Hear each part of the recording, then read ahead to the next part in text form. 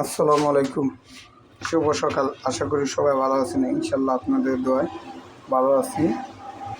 তবে আজকে ভর্তা আছে মরিচ আর এলে বাদাম, আর মুরগির খিচুড়ি আছে।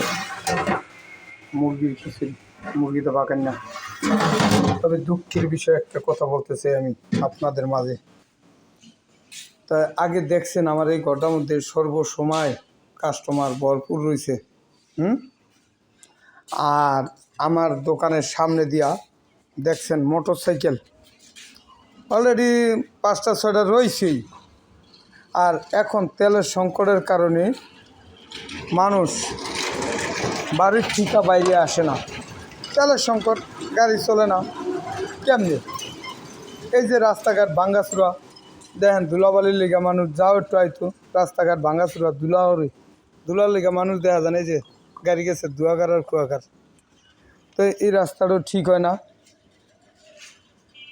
ফতেজঙ্গপুর বজস্বর থেকে ফতেজঙ্গপুর দিয়া গোলার বাজার, আর এদিকে আছে সোজা আছে চাকদো, এই রোডগুলি, ঠিক আছে। এই কারণে মনে করেন লোকজন না দোকানে এক লাখ পয়সা মাছ নেবে। কী করুন, কাস্টমার না হইলে কেমনি? অর্থনীতিতে দুর্বল হয়ে যাইতেছি।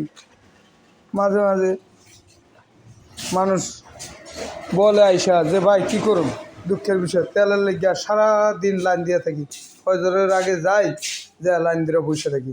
এটি ঠিক না ভাই। দেশে এত কিছুর অভাব কিসের লেগে আসলো ভাই?